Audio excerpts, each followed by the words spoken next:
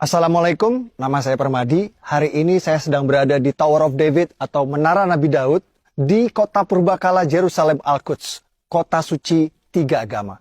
Kenapa urusan Israel Palestina ini gak kelar-kelar, gak damai-damai? Saya di sini mau cross-check langsung di TKP dengan harapan yang nonton video ini bisa memahami apa yang sebenarnya terjadi di sini. Yuk kita simak fakta-faktanya.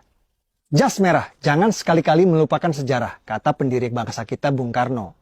Agar bisa memahami urusan Israel-Palestina ini, kita perlu tahu sejarahnya dulu. Karena tanpa tahu sejarah akan sulit bagi kita untuk mengerti kenapa kedua belah pihak ngotot merasa berhak atas Palestina. Jadi, ikuti ulasan sejarahnya dulu ya.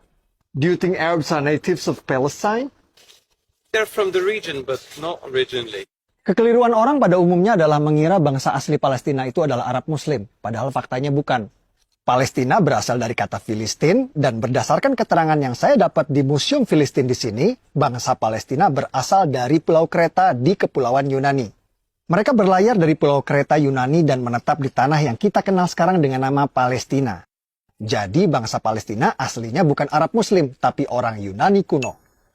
Waktu bangsa Filistin kesini dari Yunani, daerah ini dulu belum bernama Palestina. Daerah ini dulu masih bernama Kanaan atau Tanah Kanaan. Apakah waktu itu sudah ada bangsa Arab dan Yahudi di sini? Jawabannya belum. Bani Israel atau bangsa Yahudi baru datang ke tanah Palestina setelah Nabi Musa meminta kepada Fir'aun Raja Mesir untuk membebaskan mereka dari perbudakan. Setelah terbebas dari Fir'aun, Nabi Musa membawa Bani Israel atau bangsa Yahudi ke tanah yang dijanjikan. Itulah tanah yang kita kenal sekarang dengan nama Palestina.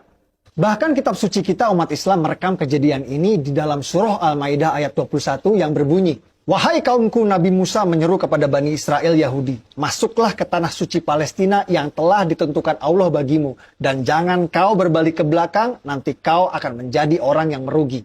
Setelah terbebas dari Firaun, Bani Israel Yahudi hidup di tanah Palestina ini turun-temurun selama ribuan tahun, mendirikan kerajaan Israel yang raja-rajanya tidak asing bagi kita. Salah satunya Raja David, atau yang kita umat Islam kenal dengan nama Nabi Daud. Siapa yang tidak tahu cerita Nabi Daud? Ia mengalahkan raksasa bangsa Filistin bernama Goliat hanya dengan sebuah batu. Lalu ada Raja Solomon, anak kandung dari Nabi Daud, atau yang kita umat Islam kenal dengan nama Nabi Sulaiman. Nabi Sulaiman adalah raja Yahudi yang membangun kuil suci untuk tempat ibadah agama Yahudi yang dikenal dengan nama Kuil Solomon. Kuil Nabi Sulaiman bertahan 400 tahun sampai ia dihancurkan oleh pasukan Babylon yang dipimpin oleh Raja Nebukadnezar. Kuil tersebut baru dipugar lagi oleh Raja Yahudi bernama Herod, yang nantinya akan dihancurkan lagi oleh pasukan Romawi. Yang di belakang saya itu adalah tembok ratapan, tempat paling suci bagi agama Yahudi seperti Ka'bah buat umat Islam. Tembok ratapan ini dulunya adalah bagian dinding dari kuil suci agama Yahudi yang dibangun oleh Nabi Sulaiman. Kuil bertahan 600 tahun sampai ia dihancurkan oleh bangsa Romawi pada tahun 70 Masehi. Lalu karena benci pada bangsa Yahudi, Kaisar Romawi Hadrian merubah nama Israel menjadi Palestina. Nama yang bertahan sampai hari ini. Jadi Kaisar Romawi Hadrian lah yang memberi nama Palestina pada daerah ini. Aslinya daerah ini bernama Tanah Kanaan. Lalu Bani Israel Yahudi datang, namanya berubah menjadi Israel. Kemudian oleh Kaisar Romawi Hadrian, nama Israel diganti menjadi Palestina. Jadi faktanya bangsa Yahudi memang sudah ada di tanah Palestina ribuan tahun sebelum Arab dan Islam masuk ke tanah Palestina. Inilah yang dijadikan landasan prinsip bangsa Yahudi sekarang ngotot mempertahankan negara Israel ini. Lalu kapan Arab dan Islam masuk ke tanah Palestina? Arab dan Islam masuk ke Palestina saat Khalifah Umar menaklukkan Yerusalem Al-Quds pada tahun 638 Masehi. Tempat ini bernama Umar bin Khattab Square atau alun-alun Umar bin Khattab. Dinamakan untuk mengenang sang Khalifah Umar yang menaklukkan Yerusalem Al-Quds pada tahun 638 Masehi. Oh, sudah waktunya sholat. Yuk kita ke Aqsa.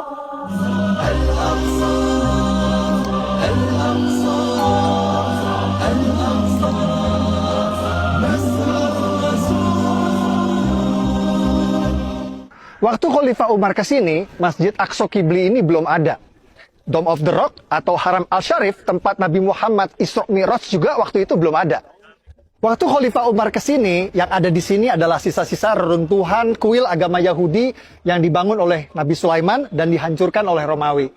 Di atas reruntuhan kuil Nabi Sulaiman inilah Khalifah Umar membangun masjid sederhana beratapkan kayu yang nantinya dipugar oleh Raja Dinasti Umayyah Sultan Abdul Malik bin Marwan menjadi yang kita kenal sekarang dengan Masjid Aqsa. Dome of the Rock Haram al-Sharif baru dibangun oleh Sultan Abdul Malik bin Marwan, Raja Dinasti Umayyah pada tahun 688 Masehi. Dan Masjid Aqsa Qibli baru dibangun pada tahun 705 Masehi. Kedua bangunan tersebut baru ada 70 tahun setelah Nabi Muhammad wafat. Sampai di sini mungkin ada yang bertanya, lalu bagaimana dengan surat Al-Isra ayat 1 yang menceritakan perjalanan Nabi Muhammad Isra Mi'raj ke Masjidil Aqsa? Simak wawancara saya dengan sejarawan arkeolog ahli situs-situs purbakala di sini. Guys, hari ini kita bersama Dr. John Seligman, sejarawan arkeolog ahli situs-situs purbakala bergelar Dr. S3.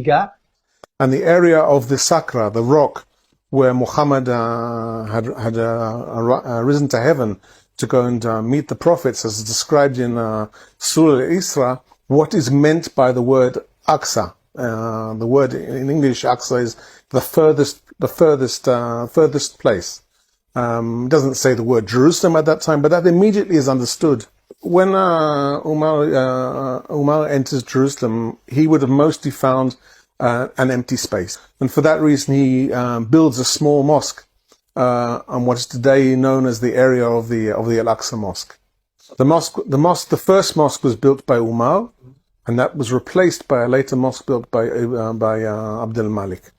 Menurut penjelasan para ulama, Masjid Aqsa pada ayat tersebut bermakna masjid terjauh, juga mempunyai makna tempat bersujud. Jadi yang dimaksud Masjid Aqsa pada ayat tersebut bukan ini, juga bukan ini, karena kedua bangunan ini belum ada pada waktu itu. Arab dan Islam berkuasa selama 500 tahun sampai kerajaan Kristen Prancis datang.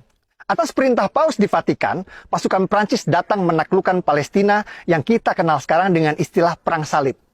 Raja Kristen Prancis mendirikan kerajaan Yerusalem dan berkuasa di Palestina selama 100 tahun sampai akhirnya dikalahkan.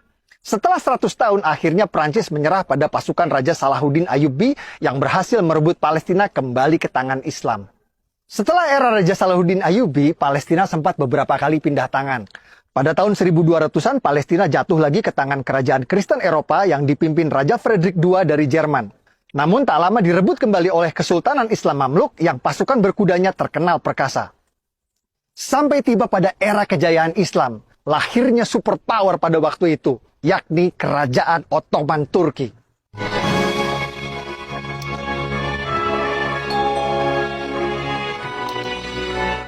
Ottoman Turki menguasai Palestina selama 400 tahun, namun Ottoman Turki tidak punya visi seperti kerajaan Kristen Eropa untuk membangun Palestina.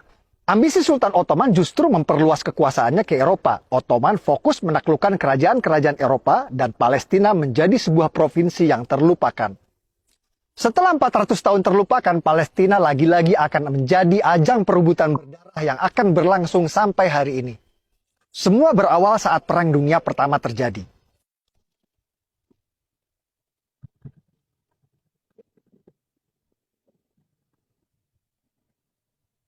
Ottoman Turki kalah di Perang Dunia I dan dipaksa menyerahkan sebagian besar wilayahnya kepada negeri pemenang Inggris dan Prancis. Provinsi Suriah dan Libanon menjadi milik Prancis, Provinsi Palestina dan Jordan jadi milik Inggris. Inggris mengganti nama Palestina menjadi British Mandate Palestine. Lalu Perdana Menteri Inggris langsung mengambil inisiatif mendukung pendirian negara Israel di Palestina lewat deklarasi Balfour yang berbunyi, "Pemerintahan Yang Mulia Ratu Inggris mendukung pendirian rumah nasional untuk bangsa Yahudi." Tidak pakai lama, Inggris langsung memfasilitasi migrasi besar-besaran Yahudi dari Eropa, bahkan memberikan proteksi keamanan bagi mereka di sana. Walhasil, populasi Yahudi di tanah Palestina pun meningkat pesat.